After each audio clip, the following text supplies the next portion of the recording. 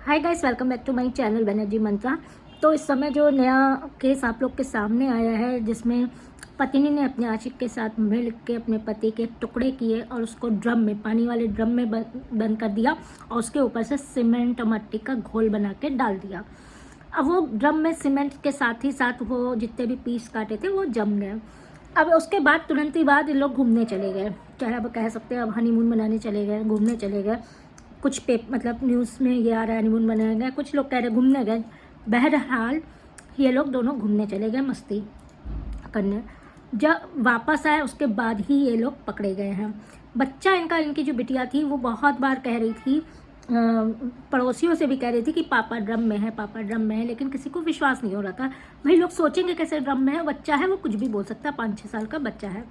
अब आप ये समझिए, थोड़ा सा बैक में चलते हैं, क्या कमी थी। किसी ने ये भी नहीं बताया पूरे मोहल्ले में कि पति मारता पीटता था, पति शराबी था, पति ये करता था।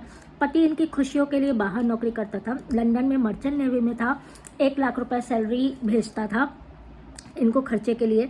ये 5वीं 6ठी पास, किसी न्यूज़ में हमने ये भी पढ़ा है 5 6 पास या 8वीं पास जो भी था, बहरहाल कम पढ़ी लिखी। उसके बाद भी बिल्कुल ऐशो आराम में वो पति रखता था, सौरभ जो है वो रखता था। अपने घर वालों को भी छोड़ रखा था इसके पीछे, और इसके पास वो आया था इस समय। उसको ये नहीं पता था कि वो जा रहा है उसका आखिरी होगा। और इस तरह से बीवी जो है साहिल नामक अपने बॉयफ्रेंड को बुला के उसके साथ अय्याशी कर रही है, और उसके बाद इसको काट के ड्रम में बंद कर देगी।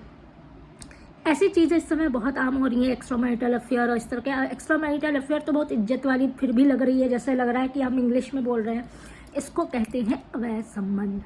इस अवैध संबंधों ने काफ़ी घरों में आदमियों को या औरतों को निशाना बनाया है और जान लेके ही छोड़ा है।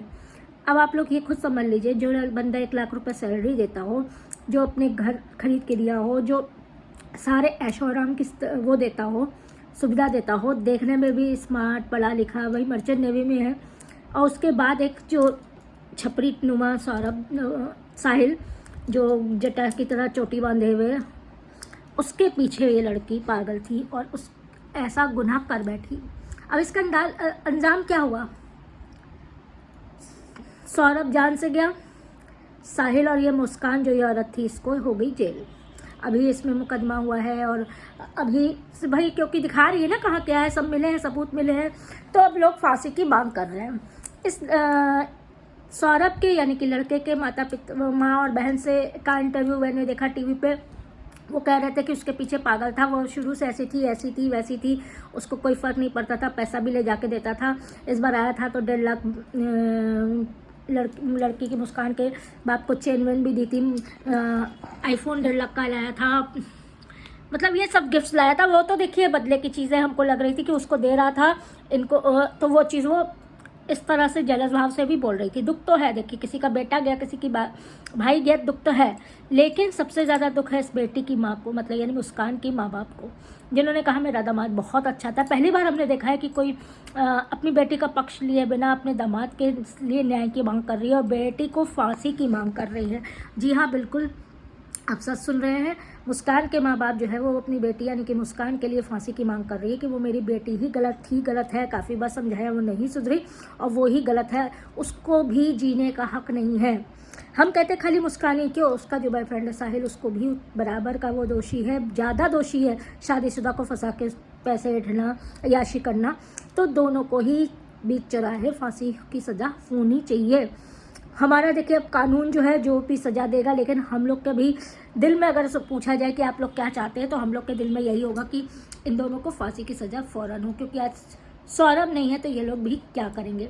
उस बच्चे को तो हमने जो इंटरव्यू देखा उसके हिसाब से तो दादी और बुआ ने भी कह दिया बच्चे को तो अभी हम नहीं ला रहे, अभी उसके लिए कुछ नहीं सोचा। उस बच्ची का भविष्य सोच लीजिए क्या हुआ। बाप खत्म हो गया, माँ ने मार डाला, माँ जेल चली गई अपने उसके साथ मिलके, बॉयफ्रेंड के साथ मिलके। वो बच्ची की परवरिश कैसे होगी? अब उसको जब अगर दादी या बुआ नहीं लेती हैं तो नानी को मिलेगा कस्टडी, चाहे वो लोग कोई एनजीओ से संपर्क कर सकते हैं, पुलिस वाले, या जिस कोर्ट में केस चलेगा वो लोग कोई एनजीओ की सहायता ले सकते हैं। बहरहाल उस बच्चे के सर से बाप का साया तो चला ही गया, माँ का भी साया चला गया। कुछ भी करने से पहले इंसान सोचता नहीं है। औरतें भी कुछ भी इस तरह की हरकत करने से पहले सोचती नहीं है कि क्या होगा, आगे का भविष्य क्या होगा। अपना भविष्य अंधेरे में, उस जो एक बच्चा है उसका भविष्य अंधेरे में, और क्या मिलेगा, किसी को मार के आप सोच सकते हैं। ये लोग सोचते हैं कि हम बच जाएंगे, हम बाहर घूमने गए हमेशा ये चीज़ यही दब जाएगी, क्योंकि ऊपर से सीमेंट का घोल डाल दिया था, सोचा उसी में जम जाएंगे। नहीं, गुनाह जो है वो अपने सबूत लेके आता है, यानी कि कहीं ना कहीं वो गुनाह करने वाला सोचता है कि कोई नहीं देख रहा है, लेकिन कहीं ना कहीं सुराग मिल ही जाता है और पता चल ही जाता है। क्या ही बताएं, ऐसी औरतों को क्या कहें, ऐसे लड़कों को कहाँ क्या कहें जो दूसरों का घर बर्बाद करते हैं औरतों को फंस के, या ऐसी औरतें जो अपना परिवार, अपना बच्चा, अपना आदमी पे इतना सगा नहीं, प्यारा नहीं, दूसरा हो जाता है।